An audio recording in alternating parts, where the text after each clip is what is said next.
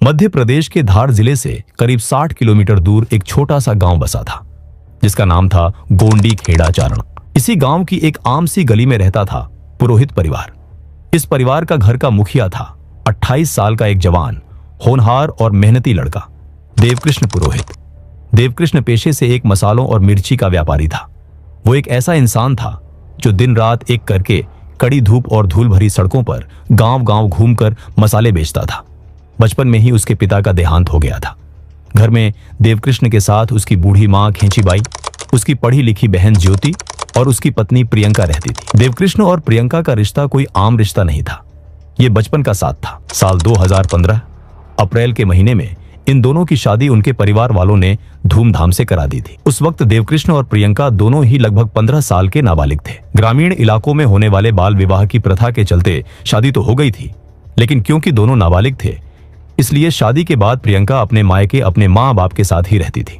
वक्त बीता, बच्चे बड़े हुए और आखिरकार साल 2021 में जब प्रियंका 21 साल की हुई तो उसका गौना यानी विदाई हुआ और वो हमेशा के लिए अपने ससुराल अपने पति देवकृष्ण के घर आकर रहने लगी। देवकृष्ण अपनी पत्नी प्रियंका से बेहद प्यार करता था। वो प्रियंका की हर छोटी बड़ी खुशी, उसके हर शौक को पूरा करने की जी जान से कोशिश करता था। सब कुछ बिल्कुल नॉर्मल चल रहा था। समय अपनी रफ्तार से चलता रहा और आई 6 अप्रैल 2026 की रात के करीब 2 बज रहे थे।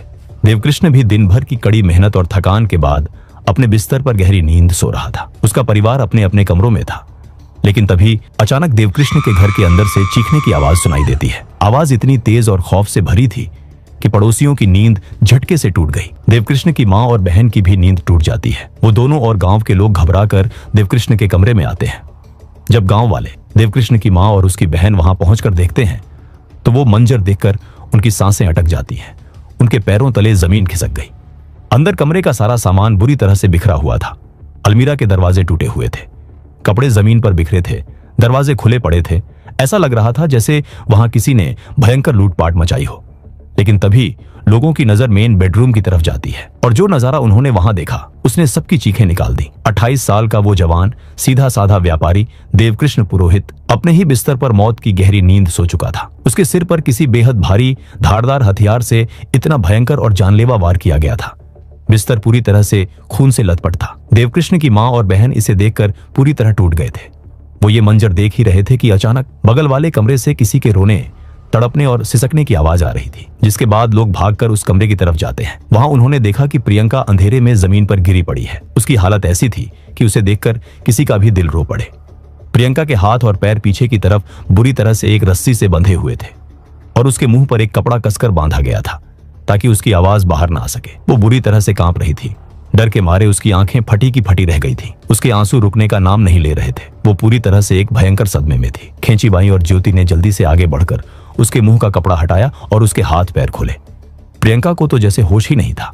वो जमीन पर बैठकर अपने बाल नोचते हुए रो रोकर बस एक ही बात बोल रही थी कि उन्होंने मेरे पति को मार डाला, उन्होंने मेरा सब कुछ लूट लिया, हम बर्बाद हो गए। उसकी सास ने उसे गले लगाकर उसे दिलासा देने की कोशिश की, लेकिन उस बेचारी पत्नी का दुख इतना बड़ा था कि उसकी चीखें रुक नहीं रही थी। प्रियंका ने रोते बिलखते हुए वहां खड़े लोगों को एक ऐसी खौफनाक कहानी सुनाई जिसे सुनकर भीड़ में खड़े हर शख्स का खून खौल उठा।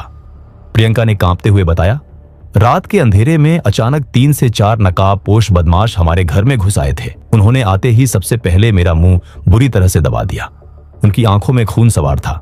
उन्होंने मुझे डराते हुए कहा कि जो कुछ भी घर में रखा है चुपचाप दे दो, वरना दोनों को मार डालेंगे। प्रियंका सांसें लेते हुए और रोते हुए आगे बोली, उन्होंने मेरे हाथ पैर बांधे और मुझे घसीट के बगल वाले इस कमरे में फेंक दिया। एक लंबा सा बदमाश मेरे मुंह के पास चाकू लेकर बैठा था। जब मैंने मदद के लिए चीखने की कोशिश की तो उसने मुझे धमकी दी कि वो मेरे पति को जान से मार देंगे। मैंने उसके आगे हाथ जोड़े, उसके पैर पकड़े, गिड़गिड़ाते हुए कहा कि मैं अपना सब कुछ दे दूंगी, बस हमारी जान बख्श दो। मैंने अपनी और मेरे पति की जान बचाने के लिए अपने 3 लाख रुपये के सारे सोने चांदी के गहने और 50,000 कैश अलमीरा से निकालकर उनके हवाले कर दिया। लेकिन फिर भी मेरा सब कुछ लूटने के बाद भी उन बेदर्द दरिंदों ने मेरे पति के सिर पर वार किया और उसे मौत के घाट उतारकर अंधेरे में वहां से भाग गए। आधा घंटा हो गया था मुझे वहां बंधे हुए चिल्लाते चिल्लाते, लेकिन कोई नहीं आया। एक तरफ उस जवान बेटे की लाश थी और दूसरी तरफ एक बेचारी रोती बिलखती विधवा पत्नी जिसका सब कुछ लुट चुका था। हर कोई उन दरिंदों को फांसी की सजा देने की मांग कर रहा था। कुछ ही देर में गांव वालों की खबर पर पुलिस और फोरेंसिक टीम क्राइम सीन पर पहुंच जाती है। जब पुलिस वालों ने प्रियंका से पूछा कि क्या हुआ था, तो प्रियंका ने वही कहानी सुनाई जो उसने गांव वालों को सुनाई थी। पुलिस वालों को यही लग रहा था कि ये एक टिपिकल रॉबरी मर्डर का केस है। सुबह होते ही धार जिले के सबसे एक्सपीरियंस्ड और तेज तर्रार police officers SP Mayank Awasthi और एएसपी पारुल बेलापुरकर अपनी फोरेंसिक टीम और डॉग स्क्वाड के साथ क्राइम सीन पर दाखिल हुए। घर के चारों तरफ येलो बैरिकेड टेप लगा दी गई थी। जैसे ही पुलिस ऑफिसर्स घर के अंदर पहुंचे, उनके सामने वही टूटा हुआ अलमीरा, बिखरे हुए कपड़े और खून से लथपथ देवकृष्ण की लाश पड़ी थी। और दूसरे कमरे में प्रियंका, जो अभी भी सदमे में थी, उसके आसपास गांव की औरतें बैठी उसे दिलासा दे रही थी। ये खबर जल्द ही न्यूज चैनल्स में आने लगी, जिसके बाद प्रियंका लगातार नेशनल मीडिया और न्यूज चैनल्स के कैमरा के सामने आंसू बहा रही थी। उसने रोते हुए ऑन कैमरा न्यूज चैनल वालों से कहा, मैंने बोला मैं सब दे दूंगी, मेरा सामान मैंने सब निकाल के दे दिया। उन्होंने मुझे घसीटा, मेरे मुंह पर हाथ रखा और बोला, अगर तूने चिल्लाई तो तेरे पति को मार देंगे। उसका ये रोते हुए वीडियो सोशल मीडिया पर आग की तरह फैल रहा था। हर कोई इस लुटी पिटी बेचारी विधवा के लिए सहानुभूति दिखा रहा था। पूरा देश उन अनजान लुटेरों को फांसी देने की मांग कर रहा था। लेकिन दूसरी तरफ एसपी मयंक अवस्थी और एएसपी पारुल बेलापुरकर की पारखी नजरें कुछ और ही ढूंढ रही थी। उन्हें इस बिखरे हुए सामान के पीछे एक ऐसी डार्क रियलिटी नजर आ रही थी जो किसी ने सोची भी नहीं थी। इन्वेस्टिगेशन शुरू हुई। फोरेंसिक टीम ने अपने ग्लव्स पहने और उस कमरे में कदम रखा जहां देवकृष्ण की लाश थी। और यहीं से इस केस का सबसे पहला और सबसे भयंकर रेड फ्लैग पुलिस के सामने आया। जब फोरेंसिक एक्सपर्ट्स ने देवकृष्ण की डेड बॉडी को क्लोजली ऑब्जर्व किया, तो उन्हें एक बहुत अजीब और चौंकाने वाली चीज नजर आई। देवकृष्ण के सिर पर किसी भारी धारदार हथियार से किया गया एक अकेला 12 इंच लंबा और बेहद गहरा घाव था। बस एक बार और काम तमाम। फोरेंसिक एक्सपर्ट्स आपस में बात करने लगे कि देवकृष्ण के शरीर पर और कोई भी निशान नहीं है। अक्सर ऐसे मामलों में हाथापाई होती है और शरीर पर कहीं ना कहीं निशान आ ही जाते हैं। देवकृष्ण के शरीर पर कोई और निशान ना देखकर वो चौंक जाते हैं। ये पहला डाउट था जिसने पुलिस के दिमाग की घंटी बजा दी। पुलिस ने इसके बाद घर के बाकी हिस्सों की इन्वेस्टिगेशन शुरू की। एसपी पारुल बेलापुरकर के दिमाग में एक बहुत बड़ा सवाल घूम रहा था। देवकृष्ण और प्रियंका के कमरे के ठीक बगल वाले कमरों में देवकृष्ण की मां खेचीबाई और उसकी बहन ज्योति सो रही थी। उन्होंने उन दोनों से पूछताछ की और पूछा कि क्या आप लोगों को कोई आवाज नहीं आई, तो उन दोनों ने कहा कि उन्हें कोई आवाज नहीं आई। ये सुनकर एएसपी पारुल बेलापुरकर थोड़े हैरान हो गए और वो सोच में पड़ गए कि कैसे 3 से 4 चोर आते हैं और एक आदमी का खून करके घर लूट के जाते हैं और परिवार को भनक तक नहीं लगी। धीरे धीरे प्रियंका की बनाई हुई उस परफेक्ट रॉबरी स्क्रिप्ट में दरारें आना शुरू हो गई थी। प्रियंका का बिहेवियर, उसके बयान बार बार थोड़े थोड़े बदल रहे थे। पूछताछ में कभी वो कहती उसने 2 नकाबपोश देखे, कभी कहती 3 थे, कभी वो टाइम को लेकर कंफ्यूज हो जाती थी। लेकिन पुलिस को अभी भी एक ठोस सबूत चाहिए था। प्रियंका ने पुलिस और मीडिया के सामने बार बार ढिंढोरा पीटा था कि लुटेरे उसके 3 लाख रुपये के सोने चांदी के गहने और 50,000 रुपये कैश लूट कर ले गए हैं। पुलिस ने सोचा, अगर लुटेरे इतना सारा सामान लेकर गांव से भागे हैं तो कोई ना कोई क्लू, कोई फुटस्टेप या गांव के आसपास किसी सीसीटीवी में उनका कोई निशान जरूर होगा। एसपी मयंक अवस्थी ने अपनी सर्च टीम को ऑर्डर दिया कि घर का और आसपास के इलाके का चप्पा चप्पा छान मारो। सर्च ऑपरेशन शुरू हुआ। पुलिस ने उस टूटी हुई अलमीरा को बारीकी से देखा, घर के बिखरे हुए कपड़ों को हटाया और तभी घर की तलाशी लेते हुए पुलिस की सर्च टीम के हाथ एक ऐसी चीज लगी, एक ऐसी चीज जिसे देखकर पुलिस ऑफिसर्स के भी होश उड़ गए। जिस लूट के लिए प्रियंका पिछले 12 घंटों से रो रो कर पूरे देश की सहानुभूति बटोर रही थी, वो 3 लाख के गहने और कैश घर के बाहर नहीं बल्कि उसी घर के अंदर एक बेहद सुरक्षित जगह पर छुपाए हुए मिल गए। जैसे ही ये गहने पुलिस के हाथ लगे, प्रियंका अब पुलिस की नजरों में सबसे बड़ी और सबसे खतरनाक सस्पेक्ट बन चुकी थी। एसपी अवस्थी समझ गए थे कि दुश्मन बाहर से नहीं आया था, दुश्मन इन्हीं 4 दीवारों के बीच मौजूद था। जब पुलिस वालों ने प्रियंका से पूछा कि ये गहने और कैश यहां कैसे मिले, तो उस पर प्रियंका ने रोते हुए कहा कि मुझे नहीं पता यहां कैसे आए, शायद उन चोरों ने ही यहां रख दिया था। यह सुनकर पुलिस एएसपी मयंक अवस्थी और एएसपी पारुल बेलापुरकर की पारखी नजरें अब पूरी तरह से समझ चुकी थीं कि दुश्मन कहीं बाहर से नहीं आया है। पुलिस ने तुरंत प्रियंका को गांव की भीड़ और हमदर्दी दिखाने वाली औरतों से अलग किया। अब वो एक बेचारी विक्टिम नहीं थी, अब वो इस खौफनाक मर्डर केस की सबसे बड़ी और अकेली प्राइम सस्पेक्ट बन चुकी थी। पुलिस ने तुरंत ही उसे पूछताछ के लिए पुलिस स्टेशन लेकर गए। पूछताछ का सिलसिला शुरू हुआ। शुरुआत में प्रियंका ने अपनी वही घिसी पिटी नकाबपोश लुटेरों वाली स्क्रिप्ट दोबारा सुनानी शुरू की। सर, मुझे नहीं पता ये गहने यहां कैसे आए। वो 3 से 4 लोग थे, उन्होंने मुझे बांध दिया था, उन्होंने मेरे पति को मार दिया। लेकिन इस बार उसके सामने गांव वाले या मीडिया के लोग नहीं थे जो उसके आंसुओं पर भरोसा कर लेते। उसके सामने बैठे थे experienced investigators. SP Mayank Awasthi ने क्रॉस क्वेश्चनिंग का ऐसा जाल बिछाया जिसमें प्रियंका बुरी तरह उलझ गई। उन्होंने कहा कि अगर लुटेरे आए थे तो उन्होंने सिर्फ देवकृष्ण के सिर पर एक सटीक वार क्यों किया? उसके हाथ पर बचाव के निशान क्यों नहीं है? बगल के कमरे में सो रही तुम्हारी सास और ननद को आवाज क्यों नहीं आई? और सबसे बड़ा सवाल, अगर लुटेरों ने तुम्हारा सामान लूटा था तो वो उसे तुम्हारे ही घर में छुपाकर क्यों जाएंगे? इन चुभते हुए सवालों की बौछार के आगे प्रियंका की स्क्रिप्ट बुरी तरह से लड़खड़ाने लगी। उसके बयान बार बार बदलने लगे, लेकिन प्रियंका अभी भी टूटने को तैयार नहीं थी। वो एक बेहद शातिर दिमाग वाली औरत थी। तभी धार पुलिस की साइबर सेल ने इन्वेस्टिगेशन में एक ऐसी एंट्री मारी जिसने प्रियंका के बच निकलने के सारे रास्ते हमेशा के लिए बंद कर दिए। क्राइम सीन पर आते ही पुलिस ने सबसे पहले प्रियंका का मोबाइल फोन जब्त कर लिया था। जब साइबर एक्सपर्ट्स ने उस फोन को बारीकी से स्कैन किया तो उन्हें एक और भयंकर रेड फ्लैग दिखा। प्रियंका के फोन से हत्या की रात और उससे पहले के कई दिनों का डेटा, व्हाट्सएप चैट्स और कॉल हिस्ट्री पूरी तरह से डिलीट की हुई थी। लेकिन प्रियंका को यह अंदाजा नहीं था कि आज की नई टेक्नोलॉजी में डेटा रिकवर किया जा सकता है। पुलिस ने तुरंत टेलीकॉम ऑपरेटर से प्रियंका के नंबर की CDR यानी कॉल डिटेल रिकॉर्ड्स निकलवाई और उस कॉल डिटेल रिकॉर्ड ने इस केस का सबसे बड़ा, सबसे शॉकिंग राज खोलकर पुलिस की टेबल पर रख दिया। हत्या की रात और उससे पहले के लगातार 4 दिनों तक प्रियंका के फोन से सबसे ज्यादा कॉल्स एक ही नंबर पर किए गए थे। रात भर लंबी लंबी बातें हुई थी और वो नंबर किसी चोर या डाकू का नहीं था। वो नंबर था 32 साल के एक शादीशुदा आदमी का, जिसका नाम था कमलेश पुरोहित। कमलेश जिसके खुद के 2 बच्चे थे।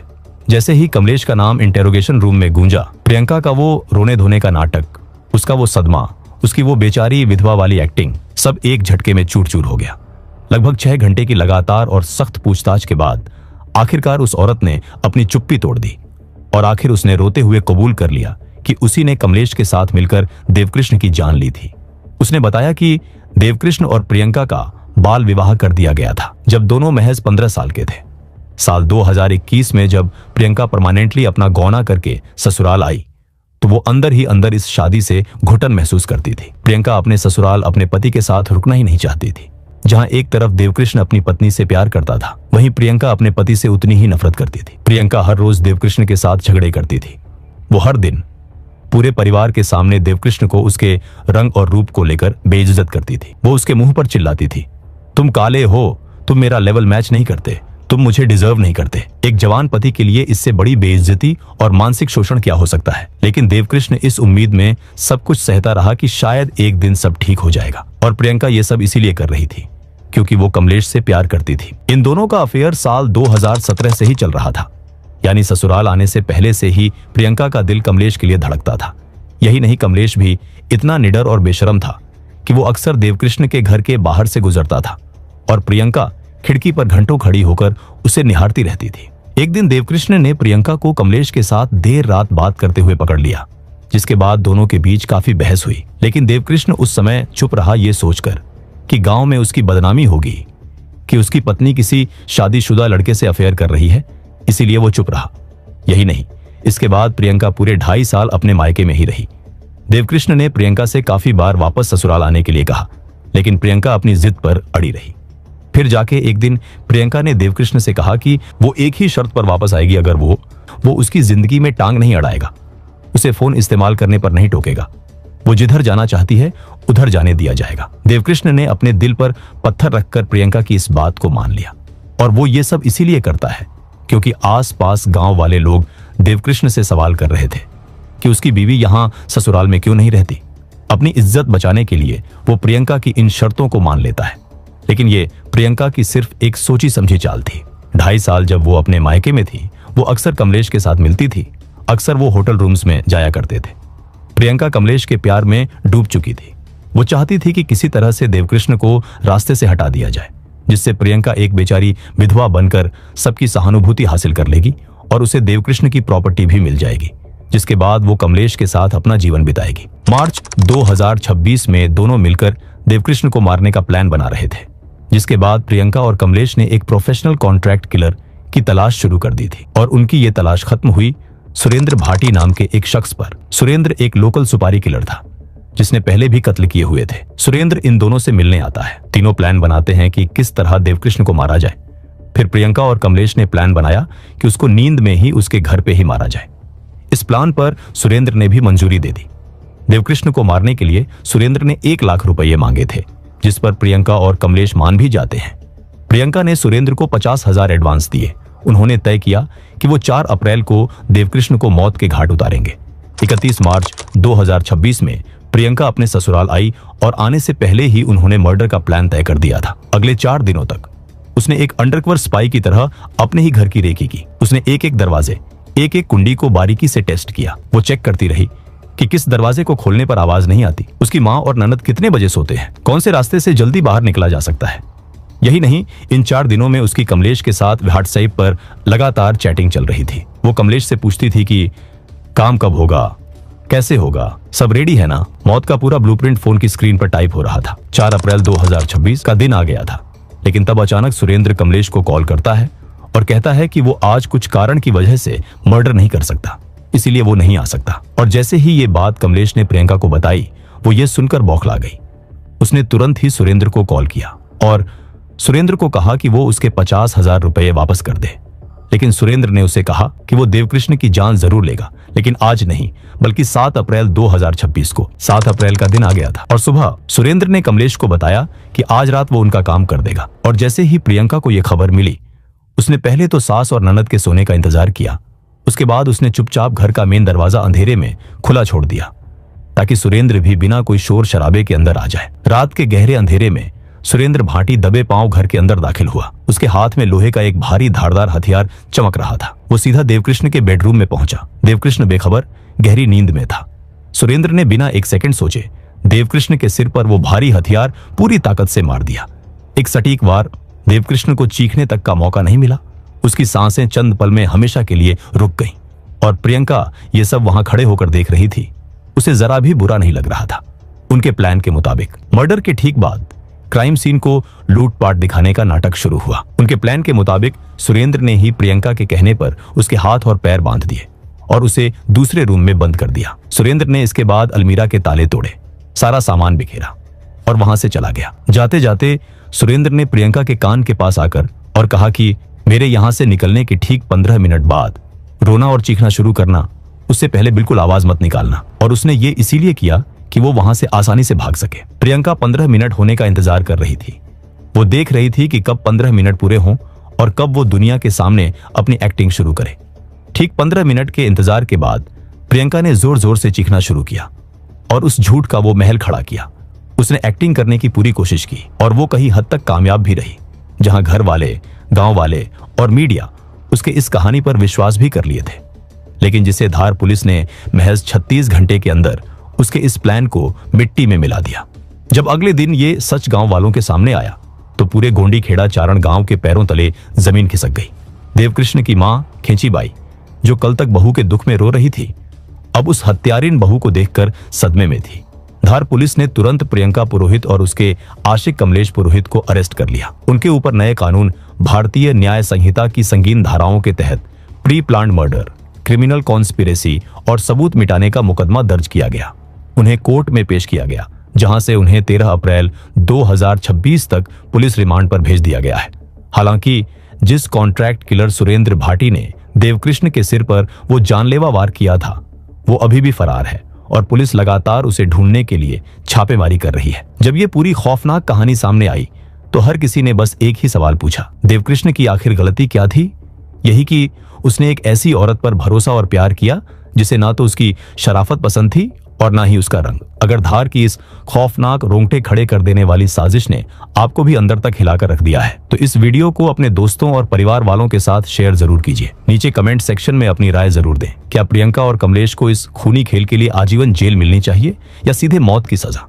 और ऐसी ही डिटेल्ड, सच्ची और high suspense true crime documentary stories देखने के लिए हमारे चैनल को सब्सक्राइब करके बेल आइकॉन दबाना मत भूलना।